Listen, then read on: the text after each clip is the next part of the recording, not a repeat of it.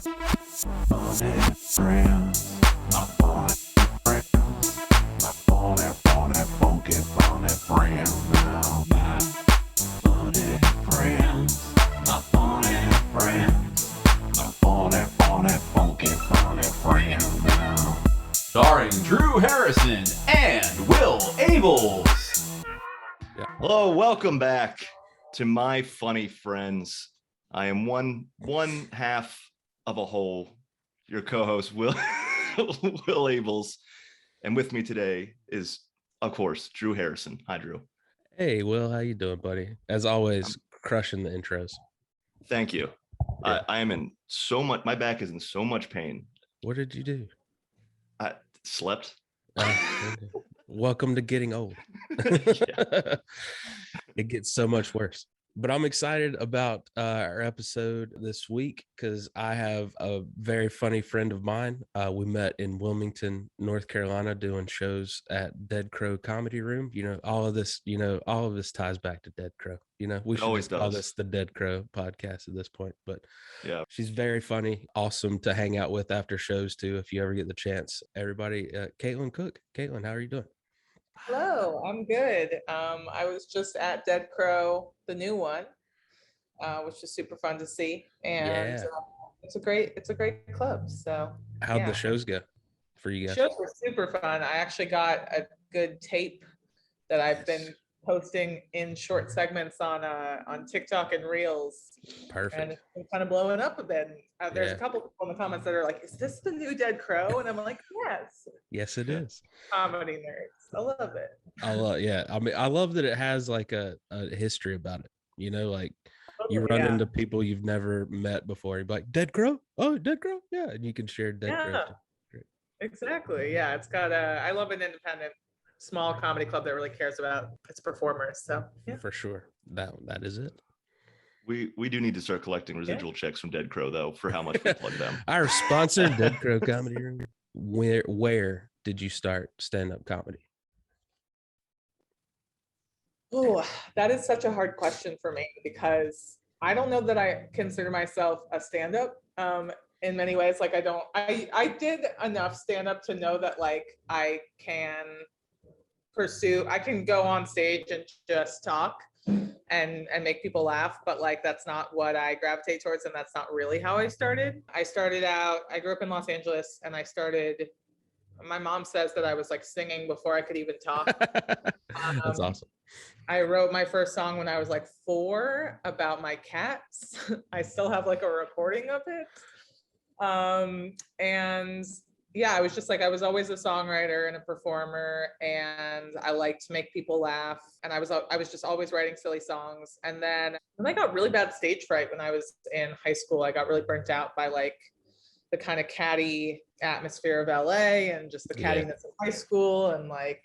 Ooh, high school in LA. I can't even imagine. Yeah. Jesus. Yeah, exactly. Just like catty girls, and the theater world is always very catty. And yeah, I got really burnt out, and I stopped performing for other people, and I started just like writing songs for myself in college. And then I guess the first time that I got back to performing was someone dared me to go do an open mic because they'd heard me do like a silly song when I was like drunk at a party or whatever. And I have this general rule in my life that if something scares me, I have to do it, because I think it's important to put yourself outside of your comfort zone. Yeah. So I did an open mic. That was when I was living in Chicago, and I was terrified. It was like a mixed comedy and music and variety open mic, and I was shaking so much that like I had this weird vibrato in my voice because like my body was shaking. And then I just was like, well, okay, I did it. I'm gonna do one every night this week. So I started, now I'm addicted. Yeah, now I'm addicted. So I did a very decent mixture of like just stand-up mics, just music mics, and like variety mics and everywhere in between. And then I started to do more and more comedy shows. And at some point I was like, I think I need to take the risk of just leaving the instrument at home and not letting it be a crutch. So I did shows for a while where I was just doing stand-up and jokes, and that was fun, and I'm glad that I proved that to myself. But in the end, it felt like I was just like cutting off one of my arms. I was like, why am I doing this without my whole skill set? So that's fair. That is fair. Well, what years was that in Chicago where you were getting on stage? 2013 and 14 was in Chicago. Yeah. Nice, okay. And did you go to college there? Is that like, did you just go to college and stay there, Uh, or? I went to college in Ohio, which a lot of people are like, why would you move from Los Angeles to Ohio? But I went to this really small liberal arts college that I loved, that my brother went to actually. That's how I ended up there. And then I did Teach for America in Chicago. Oh, okay. So that's how I ended up in Chicago. And I just found the American education system super depressing. As you do. Yeah. So I started to go to this like free comedy show around the corner from my apartment called Parlor Car. It was run by, back then, Maddie Ryan, Will Miles, and Kenny DeForest. Oh, okay. Funny. And Kenny and Matt. yeah, amazing, hilarious guys. I'm good friends with all of them now. But back then I was just like this girl that randomly showed up, and often I would bring like a slew of teachers who wanted something to do and would get drunk and enjoy the show. And so Maddie, I think it was Maddie or Kenny, got my number and started texting me when like Mulaney was dropping in or Hannibal was dropping in, because they wanted to pack the crowd and they knew I would bring a bunch of people. So yeah, so at some point they texted me, Sean Patton is dropping in, who I didn't know who Sean was at the time. I went and brought a huge slew of teachers, had a great time. And then I was hanging out at the bar afterwards and talking to my roommate, and I was just like, that was crazy. Or I just made some like wild hand gesture and knocked a beer off the bar onto the person behind me, who was Sean. And that's how I met Sean. And we've been together for 8 years. Anyway. That's fantastic. Oh, what a meet cute. It's a good meet cute story. Yeah. I mean, now knowing yeah. Sean, if you were to tell me he met his significant other from her spilling a beer on him at a bar, I'd be like, yeah, that checks out. That checks out. That's out, right? Yeah. Yeah. Here's Sean's story. Yeah. Yeah. Oh, that's funny. So what were some of, like, because you do the musical comedy and the songs and you know, you have the instruments. What were there, like, some hurdles like that you had to face like early on, like people being like, what are you doing at these mics? Yeah, I like, in general, for a long time, I felt like I had 3 main hurdles against me whenever I like walked on stage or even walked into a green room. And those were, hello, I'm a woman in a very male-dominated field. Hello, I'm carrying a musical instrument, which I know means you don't respect me immediately. Yeah. And also, if you're like aware, I'm also Sean's girlfriend, which like I think we've all had a lot of comedians bring their girlfriends into the fold that are not funny. And it's been the other way around too, where girlfriends will bring their boyfriends into the fold, but it's more common the other way around. And I've just like seen the reaction to that as well. So I was like, okay, I really got to prove myself. Like I got to play this guitar or piano, depending on what instrument I'm using, really well. I have to make sure my jokes are like really, really well crafted. And I have to just like circumvent any of these like preconceived notions that like make people underestimate me, basically. That's fair. I love that you have that about you, because I have that switch in my head where I'm like, oh, the cards are stacked against me. Okay, Yeah. I'm gonna do. Yeah, that. exactly. Yeah. Was there anyone else doing anything similar to what you're doing? Like, did you have anyone else that was trying to do like musical comedy and you could talk to them or pick their brain, or was it just like on your own? Yeah, it was pretty much on my own. I mean, growing up, my bigger influences were like Tim Minchin, Bo Burnham, Stephen Wright. Now there's like more, it's more accessible, people doing more alternative stuff and stuff kind of like genre bending. But back then it was sort of like, okay, I know a couple people, they are very bad at this. Like, and like, that's why musical comedy gets such a bad rep, is like, you have to be a decent enough musician. Yeah. Because otherwise you could be a good comic, but if you like can only play 3 chords. Right. I was just about to say, we've all seen that comic that goes up and tries to talk at a slower pace to tell his jokes while doing the same 3 chords. And you're like, exactly. Yeah. And like Dimitri Martin already did this, you know, like do something new. Yeah. So do something different. And then there's a lot of musicians that like aren't funny and they'll come and try and be funny, and that doesn't work. And it just like I've thought a lot about all of that in depth, and like I could get into the specifics of like you can't repeat a chord chorus because like the audience has heard it already. You have to have a new joke and like, oh, and you can't like do a really predictable rhyme because then it's not a surprise and the audience can get to the joke before you and all this stuff. But like, I just think that there's a lot of skill that goes into it. And there wasn't really anyone around me back then that I knew that was doing it. Now I produce a show in New York with a writing partner of mine who is a Broadway guy, but we write stuff together and he's very funny. And we have like 3 or 4 comics on every show, plus a musical comics. So we have like people like Marsha Belsky, Dylan Adler, Dave Hill, and we've also had like, you know, David Cross and Taylor Tomlinson and people. And like, it's a very fun mixture. But yeah, there's like, now I've developed more of a community of people kind of doing that musical comedy or genre bending stuff, but it's definitely rare. So yeah. Nice. Well, I think now more than ever, you have to do something that makes you stand out. Yeah, Everyone's like, now. yeah, like there's so many comics and there's so many like, oh man, you remind me of so and so. Like, oh, okay, that's cool. You know, like it, like Yeah. if you do this, so go. the musical comedy and have like, because I just remember watching you at Dead Crow, where as soon as you started into a song, you immediately had everyone in that room's attention. They're like, Oh, thanks. you know, and that's so hard because like it's like you said, it's usually the opposite. It's like when someone at a comedy show sits down at a piano or picks up a guitar, you're like, oh God, here we go. Yeah. Yeah, the amount of times I've heard after shows someone say a variation of like, I usually don't like musical comedy, but that was really funny. Like, thank you. I think when I did the Edinburgh Fringe Festival, I didn't like, you're supposed to put press quotes from previous shows and stuff on your posters, but that's just more of a common thing in the UK. So I asked my comedian friends to give me quotes, and Mark Norman gave me the quote of, I usually hate musical comedy, but she's killer. Like, big fan, comedy. Comedy. Yeah. Do you ever find when you're putting those lineups together? Because I've always found it really tough to follow music, whether it's musical comedy or just music in general. Well, that's a whole other thing, obviously. But do you ever find it like difficult when you're like putting your lineups together? Like, do we have to have all the music at the back end or at the front end, or does the comic just have to be strong enough to be able to follow music, or how do you navigate that?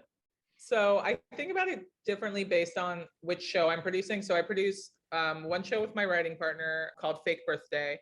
And then I produce one show with Shane Torres and Tom Takar called Good God.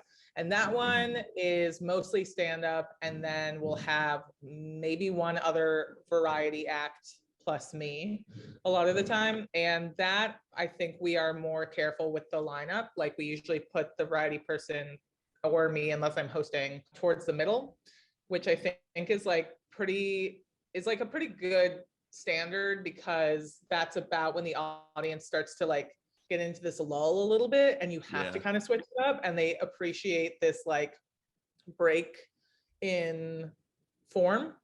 And then I usually try and follow up any variety act with someone that's like super high energy, that can like just follow that. Whereas the show that I produce with my writing partner, Fake Birthday, we do a song in between every performer because we're hosting the whole thing. Nice. Okay. So for that, it's just like, we got to book a strong lineup. The audience knows what they're getting into. And also, it's a really nice mixture in the audience of like theater nerds and comedy nerds. So they're like super supportive of everybody and like very down to listen to lyrics as well as like jokes, and they keep their energy up the whole time, which is nice. Nice. That is nice when they know what's coming. You know, they're just like, what? Huh? What? Yeah, exactly. The audience ADD can take over real quick.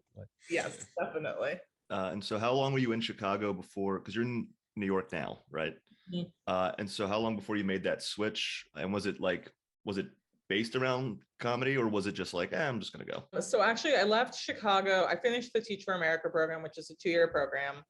And I had gotten into someone was posing a question at like a bachelorette party. I hate thinking of myself as a brand, but the question was like, what's the most off-brand thing about you? And someone said that this was the most off-brand thing about me, is that I was in Chicago, I was performing, I finished Teach for America, and I moved to England, and I got a master's degree from the University of Oxford in underwater archaeology. Okay.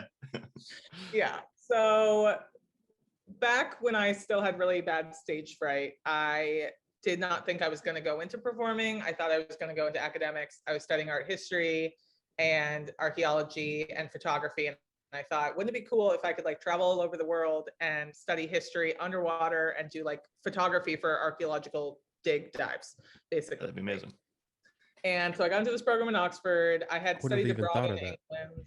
Yeah, I know. I just, it was so random. No, I love it because it's outside the box. I would have been like, what? I mean, I loved it too. I had a great time. I had studied abroad in England in my undergrad. And so I was excited to go back to the UK. I thought I maybe wanted to live there long term. And then I loved learning and getting my degree and living in England, but I spent all of my free time going to open mics and like writing. And I recorded an album with like, I found this guy who was a musicology major and we used all their equipment for free and recorded like an EP and an album. And all of my other peers and colleagues were like going to lectures in their free time and going to the library. And I still got a great grade. I was just like, I'm clearly like, look at my priorities of how I'm using my time. It keeps drawing me in.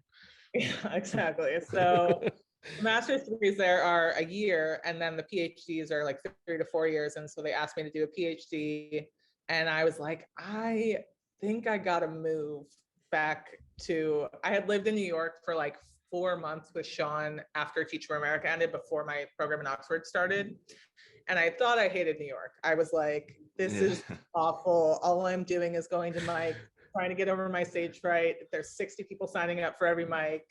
I don't like the city. It's dirty, it's loud. And like all of my free time, I was just kind of like following Sean around because I didn't know that many people. So I'd like go hang out at the stand and be like intimidated by comics, and I didn't know what I was doing. So then I went to the UK, and then as my program was wrapping up, I was like, I missed New York. I was like, I think that's weird. I thought I hated it, but I think I got to move back, give it a real shot, give performing a real shot. I could always go back and do my PhD.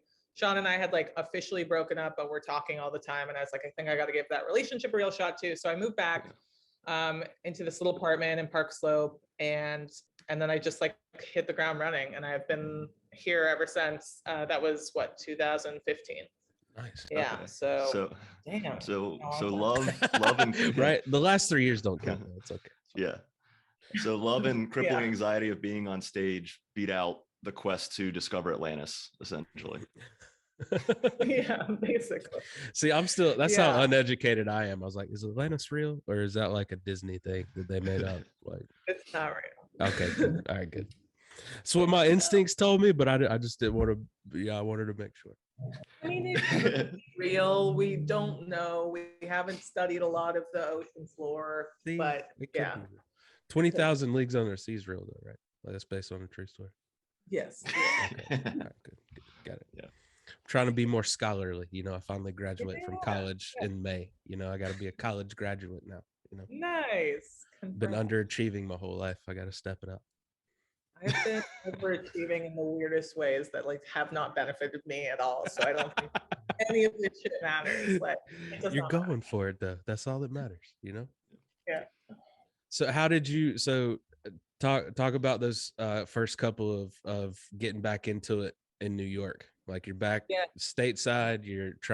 Are you still battling the stage fright? Like how does that go? Yeah, I did not get rid of my stage fright, and like I still get nervous for some shows, but I didn't get rid of like it being like hindering my performance probably until like 2018 or 19. Like it wasn't all the time, but if I wasn't going up on stage regularly, I would like my body would freak out. Like I was able to like calm myself down before getting on stage. If I could say like, hey, you just did this the night before, you got it, you know how to do it. Yeah. But if I hadn't done it in a while, it would all come sweeping back in. So I spent like 3 years just building my network in New York and trying to like build that network outside of me being Sean's girlfriend, just like meeting more people at my level and building like friendships and my little team. And then and like getting rid of my stage fright, going to open mics. Ugh, hate open mics. Same. I think we all I'm not do. allowed to do this anymore. They're so brutal in New York. They're like better in other cities where there's a real audience sometimes, but in New York, they're just other comics staring at their own notes about their own jokes. And yeah, so I started getting booked for more and more shows. And then in like 2017, I went to see Sean do his show at the Edinburgh Fringe Festival. And I think by then I was like already starting to tour with him a little bit and some other people, and getting over like that stage fright as well. And like getting to know how my jokes worked across the country. So I went to see Sean in Edinburgh, and I went to a bunch of shows at Edinburgh, and I was like, oh, this is where I belong. This is like the place where you can build an hour that you don't even have to like get over the preconceived notions of like, I'm a woman or I have an instrument. Like people are ready for the weirdest fucking shit in Edinburgh. I've seen so many weird shows. I've seen shows with people fully naked. I've seen mime shows. I've seen clown shows. Like it's wild. So I started thinking about that and started writing, like working on a show for myself and just like building it. And something about like thinking about an hour more analytically and like reaching out to more people and getting up on stage more often with like a goal in mind for every set. Somehow just like I started to get over it more and more. And then I did the Edinburgh Fringe Festival in 2019. And that's, I did that hour for 30 days straight. And then most nights I also had like 2 or 3 showcase shows, because that festival, like shows start at like 10 or 11 a.m. and go till like 4 or 5 in the morning. That's wow. So it's wild. And that was when like at the end of that festival, I didn't hit all the goals I had for the festival in general, because it's just a hard scene to navigate, but like I cut my teeth there. I was like, I'm done. I have no more qualms about calling myself a comedian or a performer. I'm not like preface it in any way. I'm good, and I haven't really had much stage fright since.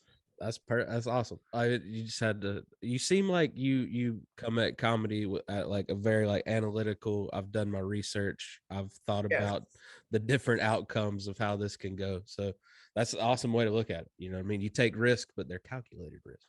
Yeah, I think I think I strike a good balance between. I do sometimes just like to go for it and dive in head first and see what happens. But after I do that a couple times, I'm like, okay, let's get the lay of the land. Let's see what's going on. So like when I was working on my Edinburgh show, I watched so many shows and listened to so many podcasts about like how people constructed their hour. And because of that, now Sean just finished recording an album that he filmed.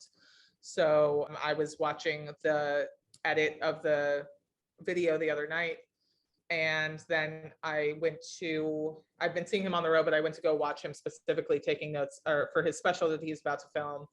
And like, I also directed and co-wrote my writing partner's show at the Soho Playhouse this past summer. And it's like, I realized that all that work that I put in that I thought was just for my show is actually like, it can be really helpful in terms of like, especially because a lot of comedians are like very disorganized people. What? Yeah. No. They just like, they're so creative and they have no idea how to structure anything. And I think that I just have a slightly different brain or way of looking at it. So it's been cool to like help Sean. I mean, I don't want to say kill his darlings, but like right now he just has too much material. So it's like, how do we find that through line? What's the set list? What can we cut? What's the best transition off each other? And it's the same kind of mindset I had with my writing partner show. And it's the same thing that I had with my show. So yeah. Well, I think you need that other person, because I'm recording an album here shortly, and Will's been a huge help, with like getting me out of my own head most times. Yeah. You know what I mean? Where I'm like, I'm stressing about this one thing, and he's like, don't worry about that, worry about this. Like, why are you focused on that? Well, this is what we need to be doing. Yeah, I think so many people in comedy, especially just like stand-up in general, is very solo driven. And it's like so many stand-ups like shit on improv, and I get it. But I'm You gotta one have of that. them. You gotta have that team. Totally Like I get love it. that you said building your team Yeah. earlier. Like you need Yeah. that team around you. Yeah. I mean, like, I haven't done a ton of improv. I find like theater kids and improv kids that are too like, yeah, like it just grosses me out. I don't like it. It's very cringy. Yeah, but like there is understandable. something beautiful about having someone else's brain to like Yeah. make some connection that you didn't see before, or Mhm. build off something, or keep a joke going. And I think stand-ups can get really in their own head because they don't necessarily have that partner, have someone to bounce ideas off of. And I think that's great. Yeah, that's awesome that you guys are doing that. Yeah, you gotta go in. Like I definitely, early on thought it was a one person competition. Like Yeah. it's me against the world. But the more you bring people in, the more you're like, oh, this is way easier. I like this a lot better. Yeah. because Also, like, I was talking to another comedian the other day at lunch, and she and I were like reflecting on the fact that in this industry, it's not like you're interviewing for the promotion. Like, the way that you get better and that you like get passed at clubs or get booked on shows, yes, you have to be good, but it's also like it's very much about who you know and who you've made connections with and who you click with. And like, I don't like the grossness of that networking, and I don't want to think about it in this like, I'm gonna get ahead because I know this person. But like, Yeah. I've It had is a what lot it of is, friends though. be like, I thought about Caitlin for this thing because I like her and I've hung out with her and I've seen her perform, and vice versa. Like, now that I'm booking 2 shows, I'm like, great, I'm gonna go watch more people and see who's really crushing and who needs a break and everything. So it really is about like building that team. Yeah, Yeah. for sure. we recently talked with Anthony DeVito, and that was something he brought up of like, you also just don't know who's watching you. And so you don't know, Yes. like, you don't know who's on your team. Like, it could be like years, and all of a sudden they just pop up and they're like, okay, now I'm helping you out. And, and it's like, oh, great. Yeah, he had Thank a you. great story about how the lead singer of Train, like, is a big fan of his. That Yeah, just he told me about blows my that. mind. I love him. He's so fucking funny. Yeah, he's so right. Sean, that's something Sean has always said to me. Especially early on when I felt like I wasn't doing well, and I wouldn't like fully give up on stage, but I would like stop committing as fully, or like I would just be like, well, they don't like me. Let's see how this next one does. And Sean would just be like, you never know who is in the audience. And it might just be a random audience member, but it maybe that one person is someone that like is going to fall in love with whatever you do. They're going to follow you on social media. They're going to bring all their friends to your show the next time you're in town. You just never fucking know who's going to be there. And it's just Right. like so important to just constantly give your all. So this is my first year in Nashville, so I've just been navigating the scene and getting used to it and everything. But I was doing like it was like an outdoor show, and there was like 10 people, and it was cold, and it was like, and like, and everyone's kind of crapping on the show, and then I was like, there's 10 people here, I'm gonna still give them the show.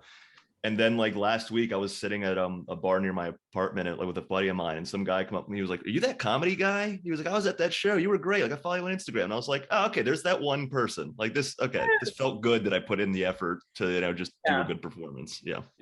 I know. Yeah. I just headlined Zanies last year, which was really cool and full circle. Cause it was like, I've headlined a decent amount, but I haven't, the thing that I do is like, it's not situated for the best club. Like, it's not the best 4 clubs all the time. Right. And so they're like, I'm in talks right now to actually come headline Dead Crow, which I'm super excited about. And like, Oh, great. Love it. talked to a Love to lot hear of it. clubs, this past year about coming back to headline, which I'm super pumped for. But Zanies was like the first club that asked me to headline, and that felt really cool because I was like, I started in Chicago, this makes sense for me to come do my first like headline club there. And they booked me on this like kind of off week where they like shifted a date around last minute, and we're gonna not have a show on Father's Day, and then they ended up shifting it back to Father's Day, and there were 11 tickets sold or something. And I was like, okay, we're gonna do it. It's gonna be fine. And they were the best 11 people I have ever performed for. They were so fucking fun. They were so into it. And like, I just have to keep reminding myself, like, I think we all get down on ourselves if like the audience isn't packed, or like we're like, oh, it's not gonna be the right energy, or like I didn't sell enough tickets, whatever. But those 11 people bought tickets and showed up and like are excited to be there. So like, in fact, it might be even like a better way to connect with them because it's a more intimate show, and Mhm. they're like they got a really special experience with you, and they're going to remember that. So 11 friends for life. You know what I mean? So like, yeah, that crowd was awesome. yeah. Yeah, that That's is the awesome. thing. You're It's like, going back to Dead Credit too. yeah, it's gonna be great. Yeah, it's nice. It's like, yeah, we do get in our heads so much where it's like, oh, it's got to be sold out. It's got to be this thing. But like, I always have a problem when comics show up and they're just like phoning it in for the 11. And you're like, they're here. They paid. Like, do it. Yeah, they Know? want to get a Like, good show. yeah. They deserve Yeah. as good of a show as a full crowd does. Yeah. They Yeah. all about the same, like a price of ticket, Right. Yeah. Like one of the last shows I did before everything shut down in 2020, I was like, this is like, we're starting to cancel shows. We're starting to figure out like, oh, this is going to be real. This is going to be a big deal. Real. Right. Yeah.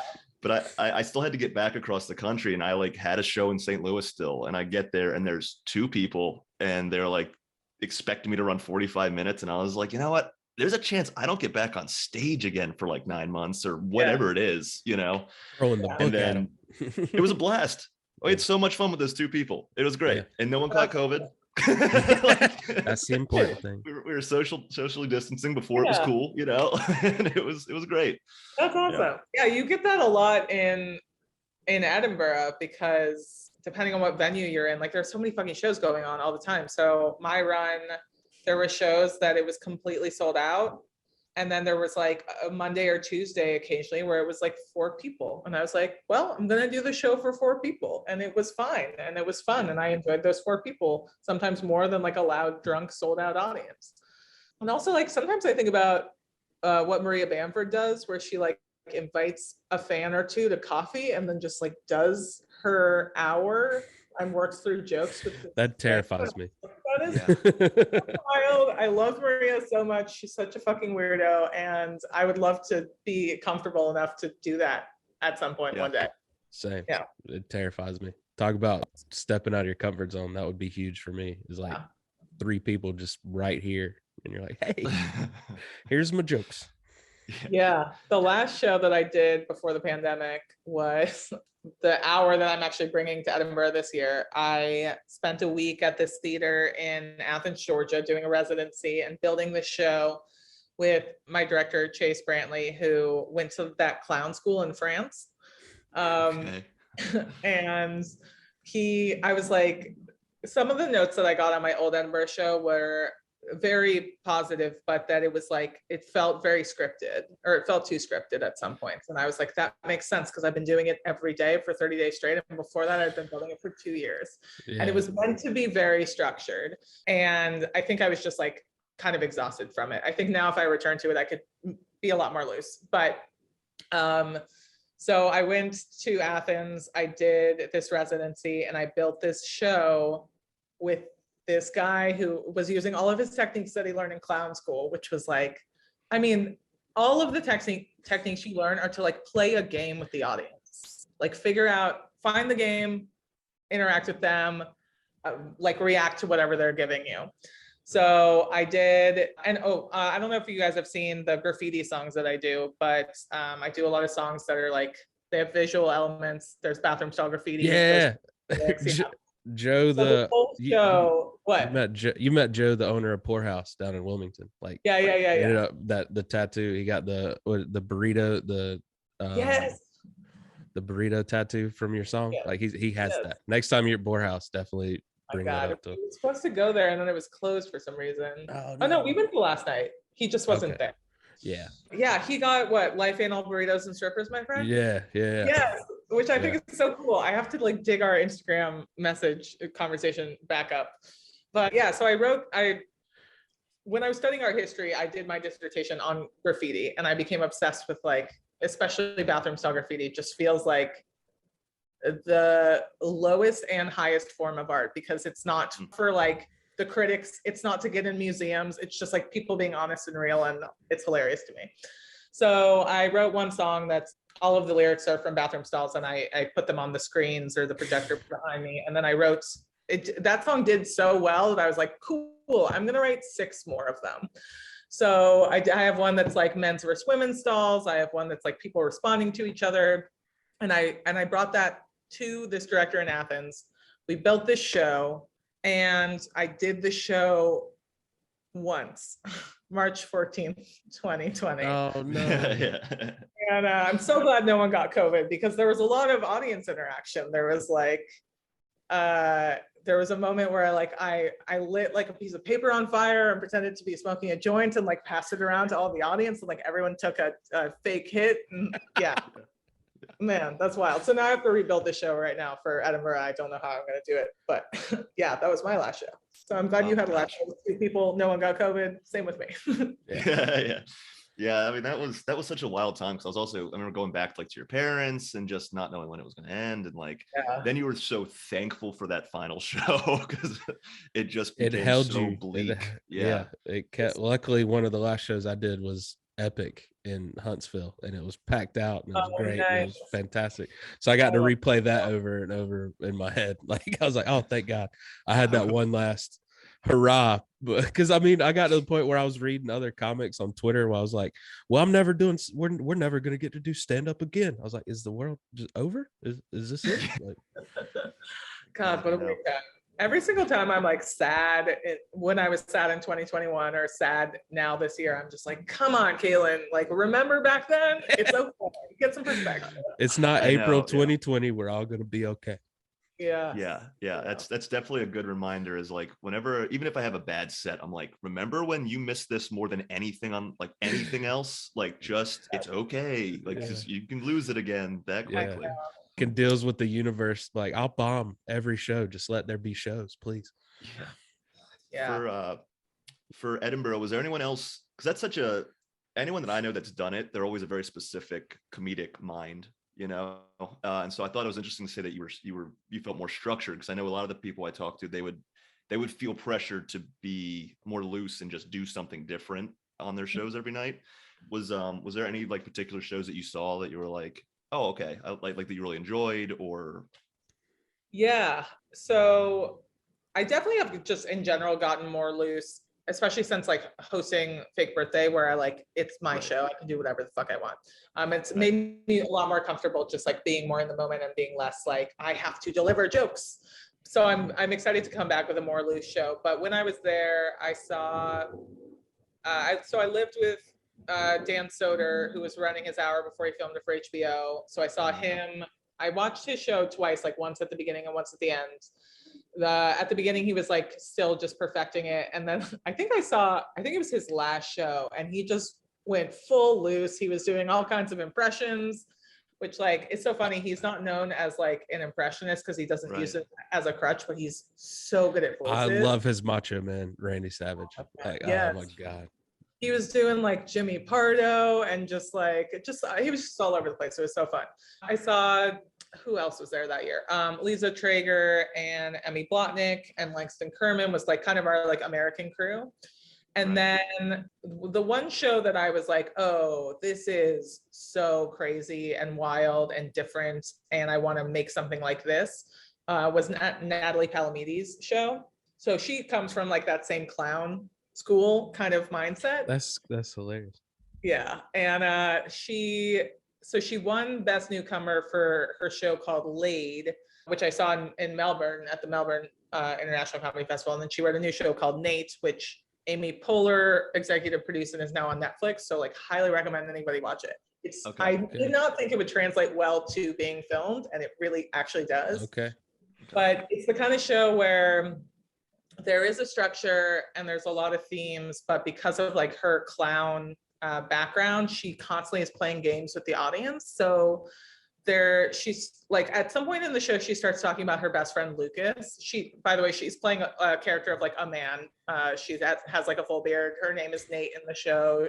Oh, okay. You may have read some articles about it. It was like, it was sort of all over the place for a while, but she has this one moment in the show that like Sean and I constantly reference, where she has been talking about her best friend Lucas for a while, and then and she's been interacting with various audience members, and then she has a moment where she just goes, hey Lucas, and she will just repeat hey Lucas until someone in the audience is like, hey Natalie, or hey Nate, what's up? Like someone decides to be Lucas. Like I gotta be that person. Oh my God. So wild to me, because like that is one moment where like I wanted to see the show so many more times because I'm like, it's gonna be a different Lucas every night. And like Right. Lucas comes down and she has a moment where like they have some interaction and then she's like, let's do our goodbye handshake. And they just like make one up on the spot. And it's so wild. And I love stuff like that where I know I could see that show every single night of Fringe and it's gonna be really different every time. Right. Yeah. Oh my God, I would be so scared. Like I'm scared to like talk to, like I don't like doing crowd work ever. Yeah. And that's just, to me, that's like a nightmare. It's the ultimate like trust fall with the audience. Like, please someone Really? say something. Yeah. It blew my mind. She also has a moment in Laid, which she just, I think, filmed at the Soho Theatre in London. So I'm excited to see when that comes out. But she has a moment where she has this shower routine. There's like literally a water spigot on stage and stuff. And she cuts herself shaving and you see like blood trickling down her cheek and she like stops the show and she's like, I'm sorry, does anyone have any band-aids or anything? And people in the audience like start searching through their purses. And then she asks her tech and the tech is like, I'm sorry, Natalie, I don't have anything.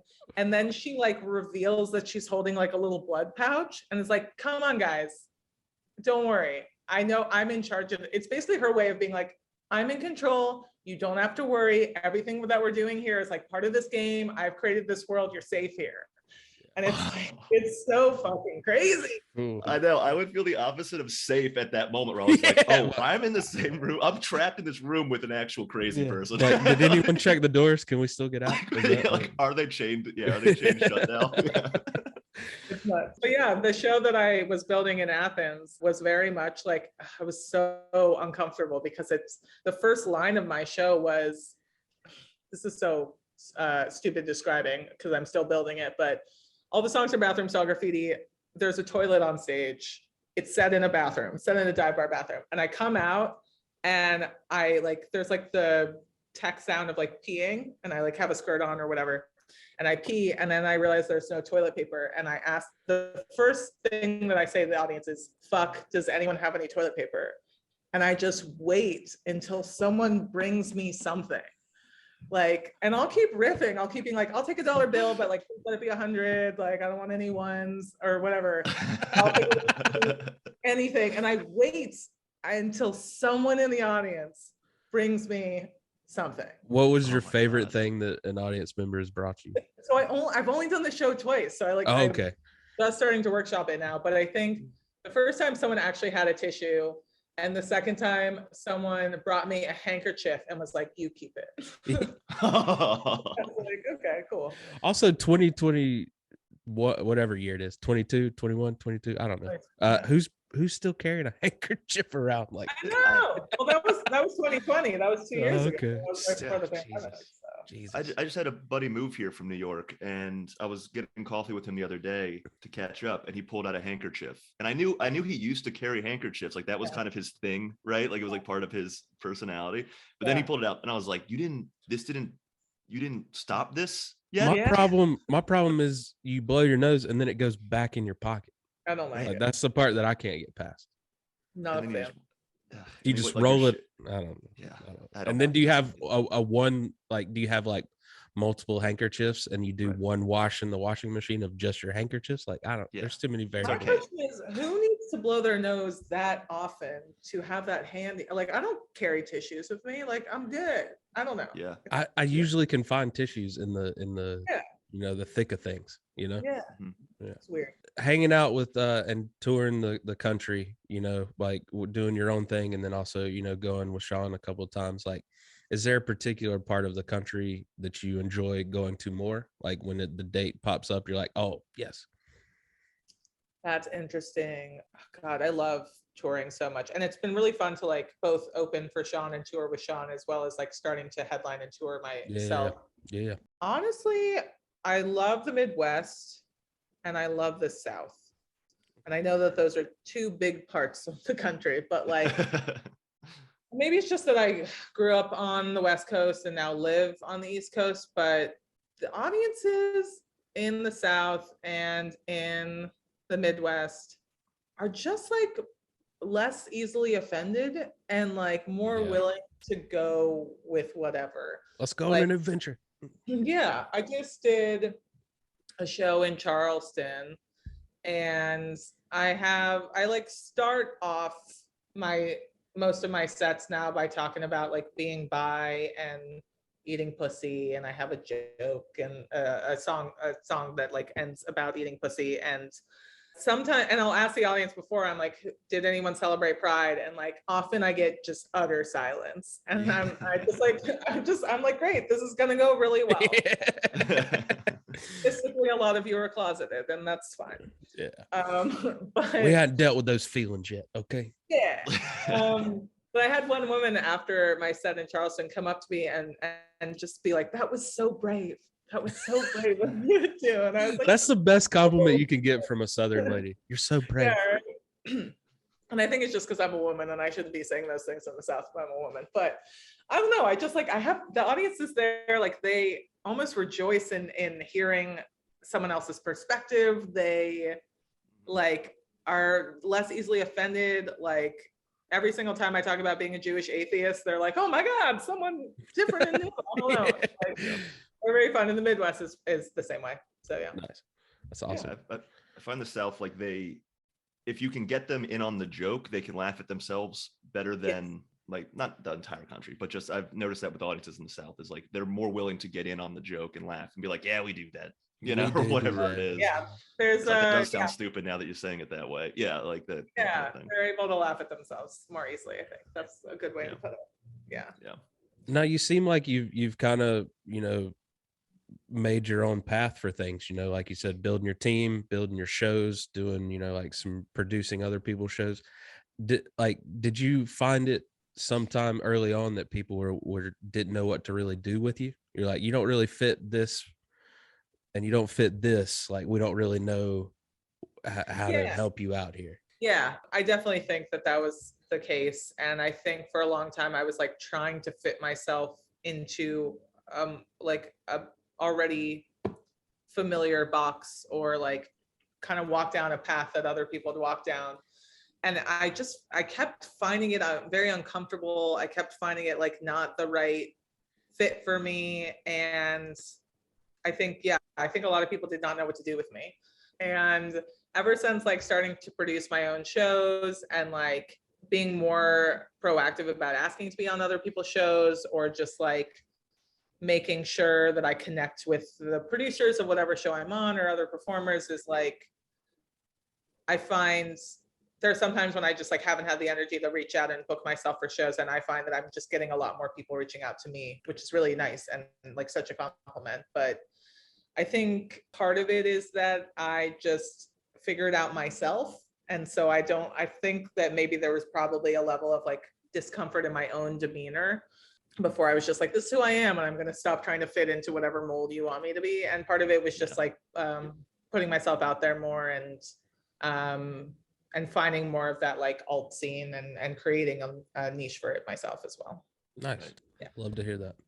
Yeah, that's always that funny moment where your brain switches over from, because I remember I would watch some comics and go, man, I wish I could tell jokes like that. Mm-hmm. And then when your brain switches over and you go, oh, but they can't tell jokes like this. And so I'm just going to embrace what I can do and just keep doing that. Yeah, exactly. It's so funny when you finally have that realization. You're like, oh, just be yourself.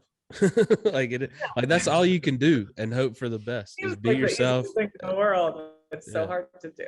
So hard. Just be yourself and hope that people like it. Like that's all you can do. Because I get so down on myself sometimes, because I'm just like, I'm not high energy enough. I'm not this enough. I'm not that. I'm just like, but it's who I am, and it is what it is. Exactly. Yeah. I think there's always a balance between like trying to get better and expand your range and improve yourself, but also just like accepting where you're at and like embracing the skills that do come naturally. Mm-hmm. Especially because like when stuff comes easy to you, you're like, I mean, at least my brain works of like, okay, well, that wasn't an important skill that I worked hard to build. It just came to me. So like, whatever. Yeah. But then you really have to appreciate those, because that skill does not come easily to someone else. Right. Yeah. I don't know.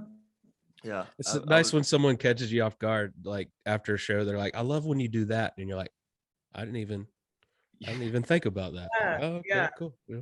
like this is the ultimate compliment. Yeah, and Yeah. I was fortunate because I started in college, and it was, I don't know if you know anything about Emerson College, but we kind of already had like everything built in to do stand up. Like they had a Yeah. team already, sort of. But we would have like guys come back and give us advice and everything. And one of the best piece of advice I got super early on was like, when you first start, you want to make 100% of the people in the room laugh, right? But then when you start focusing on like the people that like the 2 or 3 people that double over and like really laugh, like really like connect with Yeah. you, now you're creating a fan base. And so the ultimate goal is to just keep that fan base going and getting them all in the same room at some point. So, you know, so then Yes. 10 years later, you're like, oh, cool. You're all in on this. Like you're part of this Yeah. brand. This is great. You know, and it's, Who said that? Do you remember? it was Eddie Brill. Oh, okay, yeah. Yeah, Eddie came back and he would come back and, you know, he teaches that class, but he comes back to Emerson, does it for free. So my 10th time on stage was for Eddie. And so I'm just getting all this advice and it was like, oh my God. That's wild. Yeah, that But- is such a good piece of advice, because I think the bigger comics, the like really, really big ones that have a ton of Netflix specials, are really not for me for the most part. Like, Yeah. I'm like, I can appreciate why people like you, but like, you don't really tickle that part of my brain or anything. Right. And I also like have encountered a lot of comedians that like got a fan base from either some acting gig they did or some kind of podcast, and like they don't like their fan base. And Yeah. that's awful, because then you're beholden to these people that are making you money, making your career, but like you do not relate to them, and they don't relate to your like, actual sense of humor. Yeah. That is also wild to me. So like, yeah, I really like, it is not about trying to make the whole room laugh as much as you want to do that. It's really about like finding the people that really, really get you. That's so well Yeah. put. That's and surprisingly a weird part of my week where I needed to hear that. So thank you. Yeah, I never can like when it, because we get a lot of YouTubers that come through Zanies, and Mhm. I can just never fathom that, like what their audience is like versus like who versus what they're doing on stage. Like I actively avoid the club usually when we get the YouTubers that come through, because I can't Yeah. imagine what this dynamic is, and I don't want to find out. Oh yeah, that club is so fun, but I've definitely seen or like heard a lot of conversations as I've been touring clubs about the people blowing up on TikTok or YouTube or Yeah. whatever. And like I did a song a day during the pandemic I lasted 250 days. Wow. So burnt out by the end of it. Jesus. But it was a very different skill set. Like, Yeah. Yeah. It got different muscles going, you know. Yeah. yeah, and especially because you have to hit them. You can't have a long drawn out premise and then have a big punchline. Like people are going to swipe up and just keep going. Like you have to hit them with the joke immediately. And that doesn't really always work in clubs. And like, yeah, just facing a camera, it's very different. It's so funny to me, like what because you throw so much stuff at the wall, just hoping Oh, yeah. something Mhm. works out, and just to find what actually works for you. Like you're like, oh, okay, you know, because I was gonna ask how do your songs and things and when you cut up your clips and put them on TikTok and Yeah. Reels, like how does that translate? Like does it usually have a pretty good response? Yeah, sometimes I got into like not a great headspace by like the end of those songs a day. I also had like a bunch of Nazis go after me at some point. Ooh, okay, that's fun. However, I wrote a song about how white babies are the ugliest babies. I stand by it. I mean, they That's are. a You're, huge you're, truth, though. you're spitting I don't truth. disagree. So. Yeah. But the Nazis didn't like it because I'm Jewish. They said I'm not white, so I'm gonna insult the white race or their babies. Isn't it fun having Nazis back? Isn't that just So, I love the death threats. I love that they went after my mom. Jesus. Super fun. Oh Good my God. God. But yeah, so after that was like July of 2020. I was like, well, the Nazis are not going to stop me. I'm going to keep going. And I kept going, but I just I didn't love doing it after that because I just get more hate comments and stuff. And yeah, then you get sucked into like placing value about yourself based on how many views you get, how many likes you get, how many comments, and like that's really unhealthy. So at some point I was too burnt out and I stopped. And now I was like, at some point I'll get back into it. And then for most of 2021, I really wasn't posting. I was just doing live shit, which was fun. Great. filming every set and then not posting anything from them. And now this year I have like kind of a content calendar that's like different categories of things I could post, but I don't have like a set schedule. I'm not gonna do it if I don't feel like it. If a video Not is putting doing too well, much energy into it. blown up. Yeah. I know it's important to like build your audience, and like I have like literally seen it translate to ticket sales. Like I have on tour Oh, have great. like a bunch of people say specifically that even like that they didn't know who Sean was. They just saw my name pop up and they heard about me or they follow me on TikTok, whatever, and they were going to come. So I do think it's like good in that regard, but I think the emphasis always has to be on the content that you're putting out on stage or putting out on these platforms rather than how often or, views and all that kind of shit. Yeah. It's fair. It's No, a I good way to agree. look at it. I personally found TikTok. I mean, it took me a while to figure it out. But once I started I to don't figure think out, like, 'cause anyone ever truly figures it out. yeah, well, seriously. But I always found it valuable for like cutting content and like, okay, how do I get this down to a minute? And then it helped with like doing a 7-minute set versus a 40-minute set. You're like, okay, well, here's the long version with all the fat, and then here's the one that like I need to do so I can get more jokes into in a smaller set. Mhm. So whenever I figured that out, I was able to I started following more stand-ups on TikTok and was like, oh, okay, now I like this. Like I want this content to blow up. Like I want this to work, Yeah. Yeah. So, there's definitely a lot of value in it. And I can see how that would translate to ticket sales, which is great. Totally, yeah. It takes a while for the TikTok algorithm in general to just figure out who you are, because when you first sign up, you're like, ew, I don't want to watch like teenage girls dancing, and like, then, Like I every- feel like a perv on this app yeah, right now. and like I did, like it just feeds you what we call straight TikTok, and I'm not interested. So now TikTok knows I want stand up, I want houseplants, I want interior design, I want puppies and music, and and it knows me, and it's great. Yeah. I'd go after the hand painted signs for some reason. Like that's my. Oh, I can spend those- hours going down that. Like it's my 15 seconds is in, I guess. Nice. Yeah, totally. I get stuck on the pimple poppers. Oh, can't do it. It was one of these things where I was like, I didn't even know this about myself. Isn't that so crazy? TikTok will feed you things and you're like, I'm learning about my identity. I'm like, okay, who am I? And I'm trying to like do a deep dive in my own psyche. I'm like, what is this saying? Don't have TikTok second guessing your life. Come on. Now, when you were producing your friend's show, did you feel like that helped you out creatively, or did you kind of like put everything you had into just producing his show? So I produced it, I directed it, and I co-wrote it with him. I also designed all the merch, and then so it was a lot. I booked all the openers as well. It was a lot. And so basically, like what happened is I met him in Edinburgh 2019. Sort of. I saw his show and sent him a DM that was like, hey, saw your show, had to race off to mine, was having a rough week. Your show like really put me in a good mood. I had a great show right after, thanks. And then he responded. And then when I was back in New York doing my show with Shane Torres and Tom Takar, we were trying to think of other variety acts. And I thought about AJ, his name's AJ Holmes. And I was like, oh, I wonder if he's in New York. And I DM'd him again and he came and did the show. And then we started writing together. So that was the show. The show that I directed and co-wrote was the show I saw in Edinburgh. And when he did it in Edinburgh, it was like he showed up to Edinburgh with no show. And the night before he wrote 3 songs.